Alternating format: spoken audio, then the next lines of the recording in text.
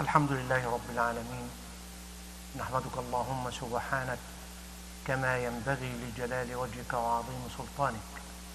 نحمدك اللهم آناء الليل وأطراف النهار معترفين بسلطانك حامدين شاكرين لنعمائك. ندعو الله سبحانه وتعالى أن يديم علينا نعمه ظاهرة وباطنة، وأن يلهمنا العزم والعزيمة والصبر والثبات على أن نحمده على تلك النعماء. اللهم آمين. وأشهد أن لا إله إلا الله وحده لا شريك له، يحيي ويميت وهو حي لا يموت وهو على كل شيء قدير. شهادة قامت بها السماوات والأرض. ندعو الله سبحانه وتعالى ألا يحرمنا إياها لحظة لقائه. اللهم آمين. وأشهد أن محمدا عبده ورسوله وصفيه من خلقه وحبيبه.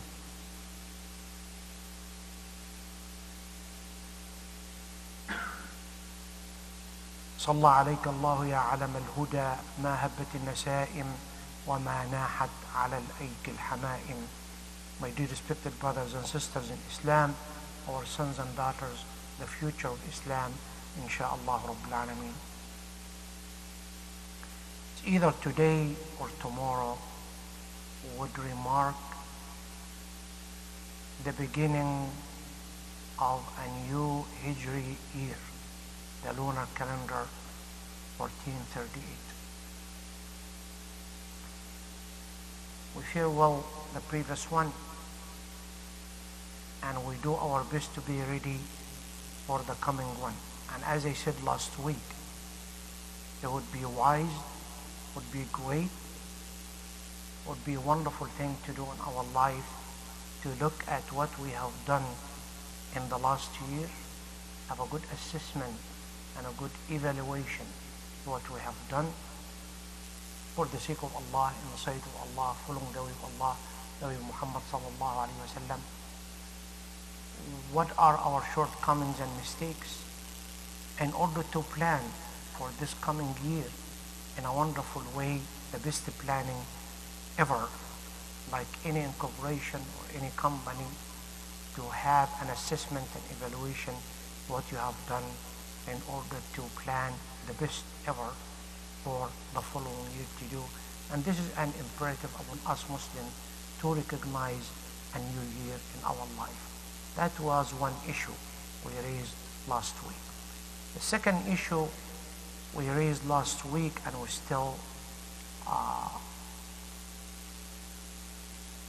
discussing,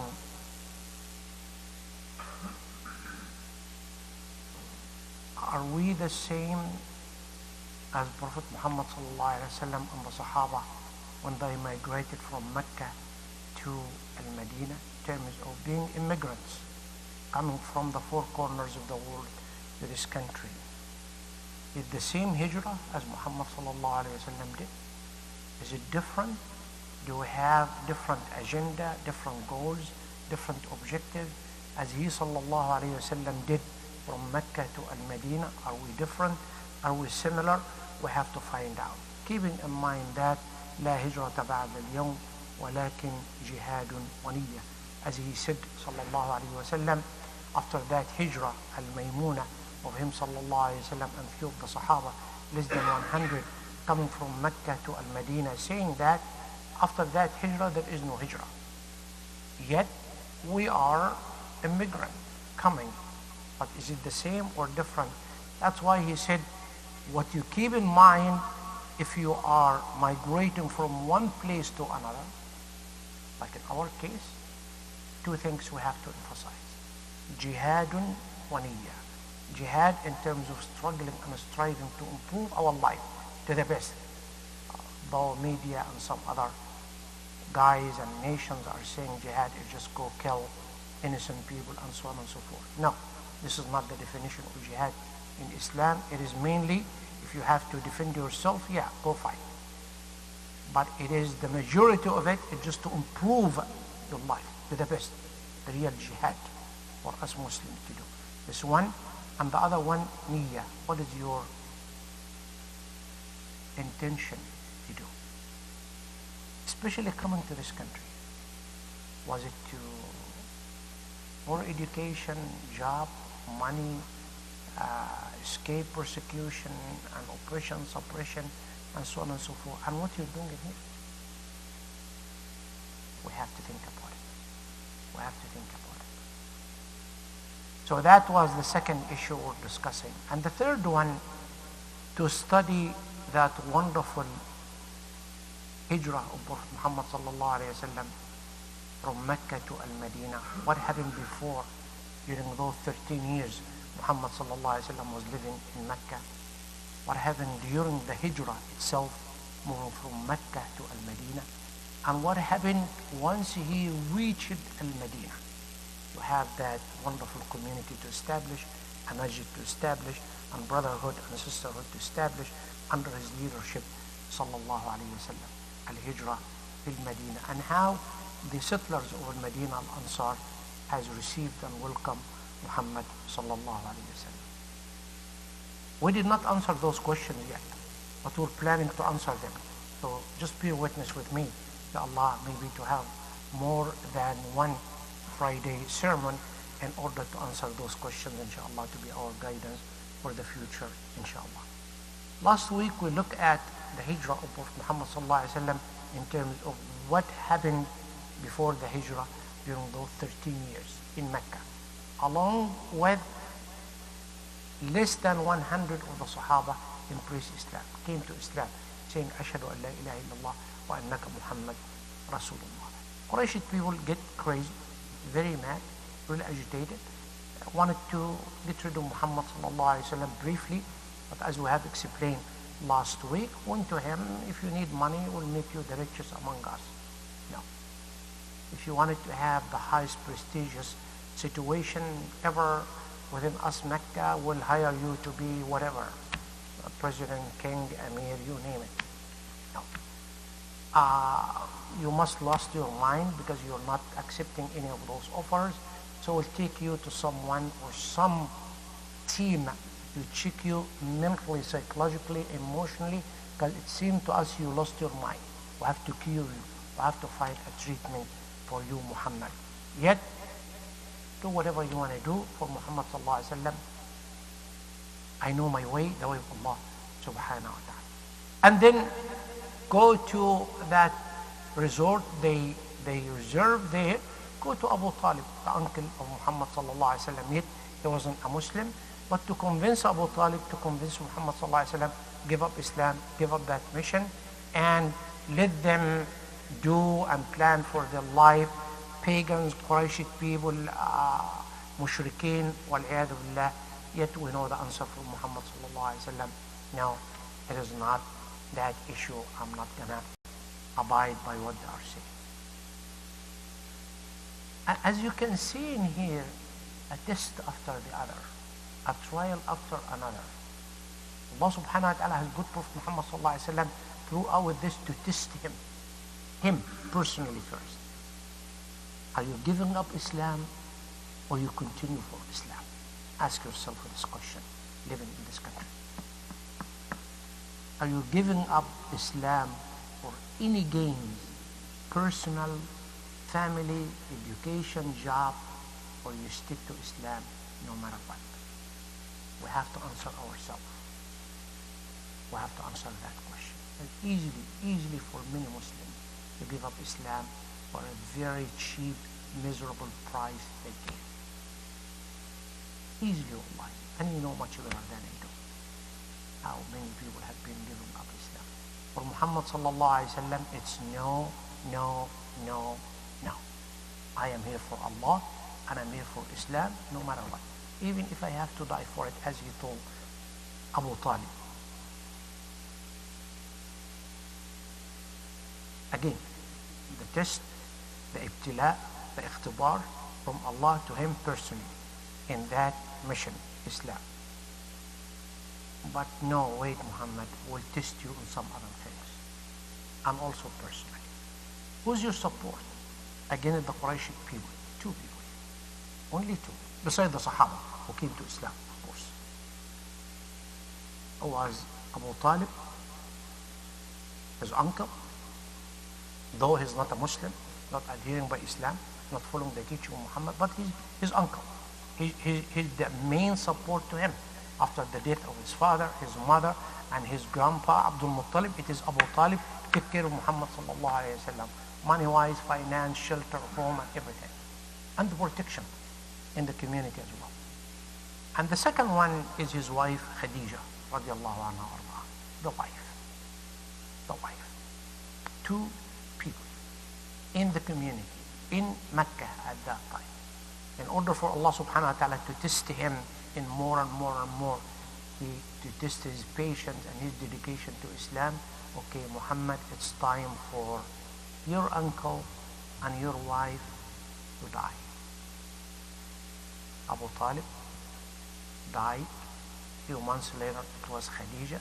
So if you were heavily dependent on both of them to help you, support you, and as you all know, he was working for Khadija radiallahu anha wa ardaha. He had the capital, she had the money, she had the business, and he was working for her. So this is his income. Besides, it is his wife. Now Khadija died, a few months after the death of Abu Talib. That's why it's called the Amul Huzn, the year of grief, sadness, because Khadija and Abu Talib died. Can you imagine? Yani all of a sudden your uncle, the absolute support after Allah among the human beings, died, and then now Khadija, the wife, because whatever is happening to him, he go back and Khadija is what happened to me. I would love to consult with you. I would love to, and she did study her life, and you see how faithful she was, subhanallah. And Khadija, it would be God. If you are in this situation, and people are fighting you right and left, what you do? Either to kill you, get rid of you, or convince you to give up Islam. Or Khadija, you go, and Abu Talib, you go. What you do? Answer the question. Please answer it. Yet none of us had the same experience as Muhammad sallallahu alaihi wasallam. But his role model is the example for us. وَالْمَثَلُ الْأَعْلَى نَحْتَذِيهِ وَنَتَعَلَّمُ مِنْهِ. In our life, Allah subhanahu wa ta'ala has put all of those events in front of us to learn from, because each and every single one of us is going through some difficulties, some challenges, something he has or she has or they have to fight severely for it. But do it the way Muhammad did. Don't do it in your own way, according to your agenda, but according to what Muhammad sallallahu alaihi wasallam did, and according to what Islam is teaching us. That's why when we're celebrating that biography of Prophet Muhammad sallallahu alaihi wasallam, the seerah, and we study it every year here in this masjid to learn from it, to draw some lessons out of it, not just to read it and to enjoy and have celebration for the end of the year, tonight or tomorrow, and eat halwa, sweet, and eat food and stuff. Oh, hallelujah, this is the beginning of كل عام وأنتم بخير, سنة مباركة, سنة سعيدة, and go sleep. No, it's to learn. يعني والله, for any human being يعني suffering as Muhammad sallallahu alaihi wasallam did, or 1/10 of it or 1/100th of it, يعني easily to give up. But for Muhammad sallallahu alaihi wasallam said that no. If the people of Quraysh, pagans and mushrikeen, are not accepting Islam, it is not accepted in Mecca, I might do something else, and I will. But before even he took that step outside Mecca, guess what they did? It is the declaration of the economic embargo, the sanction. You, Muhammad, and your followers, you have no room among us in Mecca. You have to be driven out. You have to be kicked out of Mecca and go live in that faraway valley in Mecca, there by yourselves, those who adhere to Islam, embrace Islam along with your children, no trade, no business, no supplies, stay there till you die, out of hunger, out of thirst, and out of isolation. Now the community, collective punishment. Sounds familiar, right? It happened in Iraq. 2 million children to die. Embargo, sanction. Why? Because there are people saying, La ilaha illallah Muhammadun Rasulullah. Wallahi, that's it. Don't tell me Saddam and this and that. No, wallahi, no, wallahi, no, wallahi. Because they are Muslim children. In a wonderful nation, 100% full sufficient of everything. Need nothing from the whole world. Yet, no, embargo. No, it's not only Iraq, Syria, it is Yemen, it is Egypt, it is in African countries, it is in European countries, you name it. It's war against Islam, subhanAllah. Exactly as it was done toward Muhammad sallallahu alaihi wasallam and against Muhammad sallallahu alaihi wasallam. You stay there till you die. For how many years? 3 years. 3 years. In that valley, eat the dried branches of trees, not food, including your children. 3 years. Although it was against the traditions of Arabs at that time. But kind of generous. They cannot drive people away from Mecca in order to die out of hunger. They are Arabs and they are generous. And they give away, for those who are in need. Yet, it was against their values and their tradition. You, Muhammad, along with your followers and with their families and children, you stay there in that valley till you die, subhanAllah. Years. And easily, for many of them, not only after 3 years, but 3 months, what they are eating, how they are living, what kind of life, give up Islam. We surrender. No. Have 6 months? No. 1 year? No. 1 year and 6 months? No. 2 years? No. 2 years and 6 months? No. 3 years?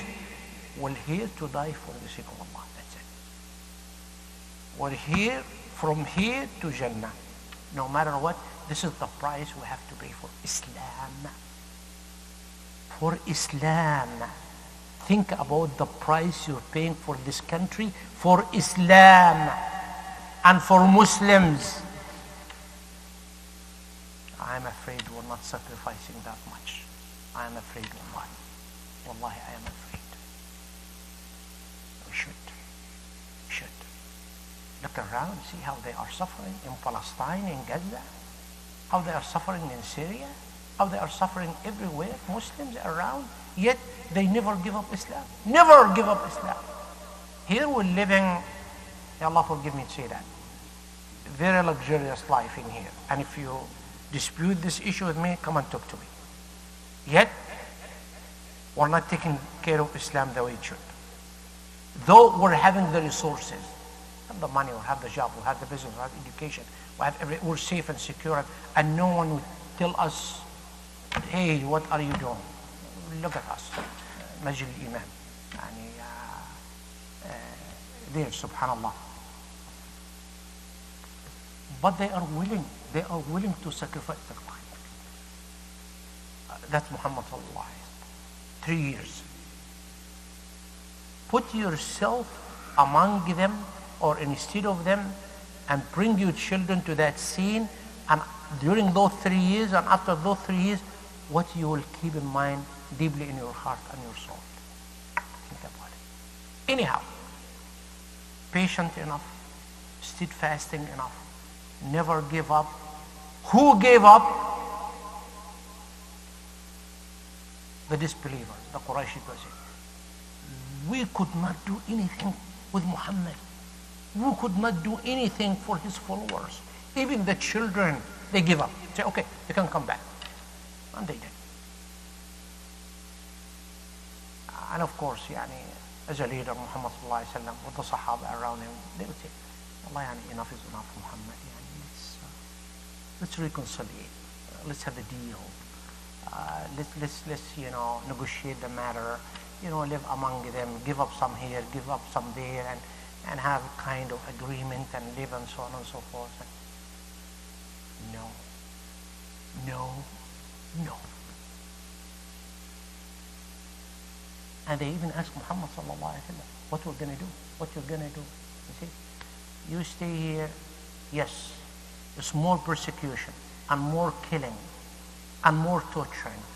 If you're afraid for your life, some of you want to go to the first delegation of Hijrah, go to Al-Habasha, Abyssinia, and some of them did. And another delegation left Mecca and went to Al-Habasha. Though they sent their people after them in order to bring them back and put them in persecution and so on and so forth. But the majority stayed with Muhammad sallallahu alaihi wasallam. They did not leave. But for him sallallahu alaihi wasallam saying that if there is no room for Islam in Mecca, let me go somewhere else. Maybe they would be more lenient and more understanding and accepting Islam. Go where? Muhammad al-Ta'if, the second largest place in Arabia at that time in terms of trade, business, and acts of worship. They have those big idols there to worship there. So go there and see what they can do or say or respond to me and to Islam there. He went there. Against the traditions of Arabs at that time, elders, young ones, men, never came out to welcome Muhammad sallallahu alaihi wasallam. That was the first sign, you're not welcome. Don't come here. Don't even come talk to us. First thing. Second, which is the severest ever, send their children, small ones, and collect as many stones as you can in your pockets and your hands, and throw Muhammad sallallahu alaihi wasallam with those stones till you kill him. Children against Muhammad sallallahu alaihi wasallam. He went there only by himself and his servant Zayd ibn Haritha. Yani wallahi, when I'm thinking about any of those whoever, president or king or emir, when they even move from one town to another, wallahi, I would think how many jets are in the sky, how many tanks in the ground, and how many police cars and how many armors and so on and so forth around him to protect him, and how for how many kilometers the red carpet would be there, and the security and bodyguards and stuff for that person. And at the expense of whom? Of you and I, people. He's not paying from his own money to seek protection and safety and so on and so forth. For Muhammad sallallahu alaihi wasallam, by myself, with my servant, go to Al-Ta'if, no matter what happened. No matter what happened. And of course, as we all know, children, young ones, kept